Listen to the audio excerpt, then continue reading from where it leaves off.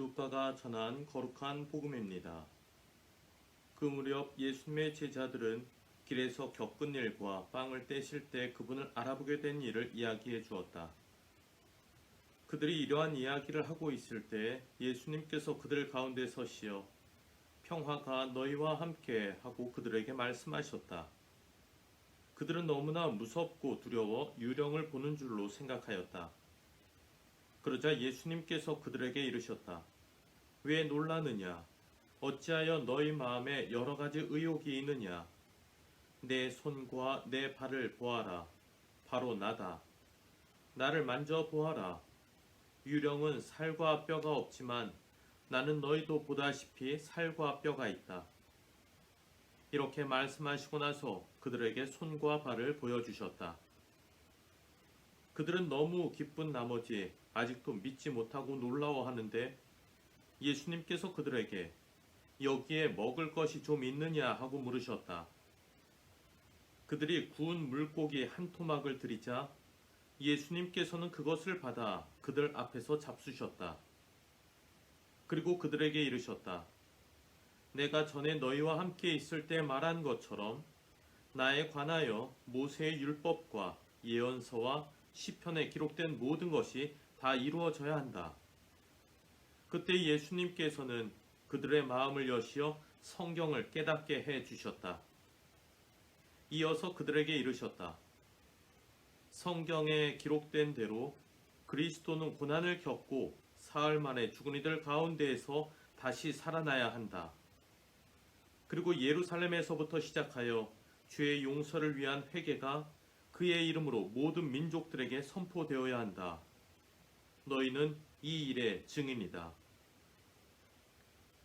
주님의 말씀입니다. 그리스도님 찬미합니다. 찬미 예수님, 오늘은 주님 부활 8일 축제 목요일입니다. 오늘 복음은 어제 복음, 그러니까 엠마오로 가던 두 제자 이야기에 이어서 나오는 내용입니다. 엠마오로 가던 길에서 예수님을 만난 두 제자가 주님을 알아보고 예루살렘에 달려와 그 사실을 알렸다라는 게 어제 복음이죠. 그 이야기가 계속해서 오늘 복음으로 이어집니다. 그들이 부활하신 주님에 대한 목격 체험을 이야기하고 있을 때 그들 자리에 주님께서 직접 찾아와 주셨습니다. 평화가 너희와 함께 하고 말이죠. 그 순간 모두들 혼비백산합니다. 너무나 무섭고 두려워 유령을 보는 줄로 생각하였다라고 했습니다. 무섭고 두려웠다. 그래서 유령, 귀신을 보는 줄로 알았다라는 겁니다. 이에 대해 예수님께서는 내 손과 발을 보아라. 바로 나다. 나를 만져보아라. 유령은 살과 뼈가 없지만 나는 너희도 보다시피 살과 뼈가 있다 하셨습니다. 그렇게 말씀하시면서 당신 자신을 아주 구체적이고 또 직접적으로 드러내 보여주셨습니다. 제자들은 기쁨에 찼지만 다른 한편으로는 좀처럼 믿을 수가 없었죠. 그래서 예수님께서는 더욱 확실하게 당신 자신을 증명해 보여주시는데 그것은 음식을 드시는 것이었습니다. 구운 물고기 한 토막을 드셨다. 오늘 복음에 나옵니다. 자, 오늘 복음에 나오는 예수님의 말씀과 행동, 곧 당신의 손과 발을 보여주시며 살과 뼈를 가지고 있음을 보여주셨고 또한 음식을 손수 드신 것, 여기에는 아주 깊은 의미가 담겨져 있습니다. 이것은 영지주의와 관련된 것이었는데요. 예수님께서 사시던 시대에도 그렇고 또 복음서가 기록되어져서 편집되어지던 때에도 그렇습니다만 당시 그 이스라엘 땅에 유행하던 사상이 하나 있었습니다. 바로 영지주의라는 것이었습니다. 영지주의란 세상이 영과 육으로 구분되어져 있고 성스러움과 속됨을 철저하게 나누면서 육에 해당되는 것은 속된 것으로 배척해야 한다라는 입장이었습니다. 그런 주장이었습니다. 언뜻 보면 그럴싸해 보입니다만 만일 그들의 주장대로라면 말씀이신 성자께서 이 세상에 인간의 모습으로 육신을 입으시면서 육화하셨다라는 일은 하느님이신 분께 절대로 일어나선 안 되는 일이 되는 겁니다. 그래서 영지주의 사상을 바탕으로 해서 그리스도를 믿었던 사람들, 영지주의적 그리스도인들이라고 그러는데요. 그들은 예수님께서 실제로 육화하신 것이 아니라 그분은 본래 순수 영적인 존재로서 사람들 눈에 그냥 인간이 되어 오신 것처럼 보였을 뿐이다 라고만 주장을 했습니다. 그렇게 보여지게끔 오신 분일 뿐, 다른 말로 가현설이라고 하는데요. 그러한 주장을 펴게 됩니다. 영지주의자들, 영지주의적 그리스도인들은 초창기 고대 교회에서부터 정통신앙, 참된 신앙을 뿌리에서부터 흔드는 이단의 길을 가게 되었습니다. 주님의 제자 사도들로부터 정통신앙을 이어받은 그리스도 교회는 이 영지주의적 이단들과 맞서 싸워야 했습니다. 그리고 복음서에도 영지주의를 타파하고자 한 흔적들이 남아있는데 바로 오늘 복음에서 우린 그걸 보게 된다는 것이죠. 부활하신 예수님께서는 순수 영적 존재로 오신 것이 아니고 손과 발에 살과 뼈를 지니신 분으로서 우리를 찾아와 주셨습니다. 이것이 정통 신앙입니다. 그분은 실제로 살과 뼈를 지니신 온전한 육체를 지니고 계신 분으로서 음식까지 실제로 드실 수 있는 분이셨습니다. 그분의 부활은 영적인 차원에서만 이루어지는 것이 아니라 육신까지도 포함한 전체 인간으로서 다시 살아나신 것이었습니다.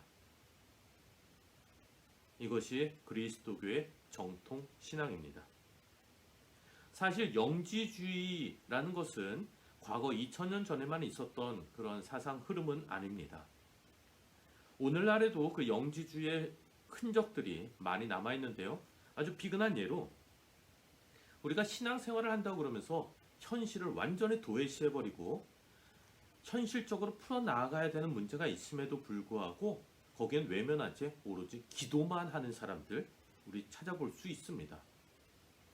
변형된 모습이지만 분명히 영지주의의 그 뿌리를 가지고 있는 것입니다. 프란치스코 교황님께서 당신의 교황 권고 기뻐하고 즐거워하여라 라는 문헌에서 바로 오늘날의 이 영지주의 문제에 대해서 그 문제점 심각하게 제기하셨습니다. 우리 그런 식으로 현실을 외면하거나 도외시하면서 도피하면서 살아가서는 안 된다라는 가르침입니다. 영지주의에 대항하기 위해 오늘 복음의 내용이 이렇게 기록되어졌다라는 걸 조금 길게 설명을 드렸습니다. 자, 이어서 주님께서 성경 말씀을 바탕으로 당신에 대한 예언 말씀들을 풀어주셨다. 그래서 제자들을 이해시키고 깨닫게 해주셨다라는 내용이 이어집니다. 주님 말씀하시죠. 내가 전에 너희와 함께 있을 때 말한 것처럼 나에 관하여 모세의 율법과 예언서와 시편에 기록된 모든 것이 다 이루어져야 한다. 여기서 말하고 있는 모세의 율법이라는 것은 모세 오경을 가리킵니다. 그리고 거기에 예언서와 시편까지 아우르면 구약 성경 전체를 의미한다라고 할 수 있겠습니다. 예수님께서는 그 제자들의 마음을 여시어 성경을 깨닫게 해 주셨습니다. 엠마오로 가던 두 제자의 마음을 열어서 그 주님의 부활을 깨닫게 해 주셨듯이 그곳에 있었던 다른 제자들에게도 똑같이 해 주셨습니다. 왜 그렇게 해 주셨을까? 일단 제자들의 구원을 위해서 그렇게 해 주셨을 것입니다. 그런데 제자들의 구원에만 그 이유와 목적이 있었던 것은 아닙니다. 죄의 용서를 위한 회개가 모든 민족들에게 선포되어져야 했었고 제자들은 이 일의 증인이 되어야 했던 것입니다. 주님의 말씀을 가까이 체험하고 마음 깊이 깨닫게 될 수 있는 것은 주님께로부터 오는 은총인데 이는 은총을 누리는 사람 그 개인의 자기 만족을 위한 것이 아니라 복음을 선포하고 증거하기 위함이라는 것입니다. 주님의 말씀이 단지 지적 호기심을 채워주는 개인적인 활동으로 그치지 말아야 한다라는 것을 우리 오늘 복음을 통해서 다시 한번 깨달을 수 있겠습니다. 주님의 부활 시기를 지내며 우리에게 몸소 찾아와 주시는 예수님을 주변 이웃들에게 다양한 방법으로 잘 전달하는 우리 신앙인들이 될 수 있으면 좋겠습니다. 감사합니다.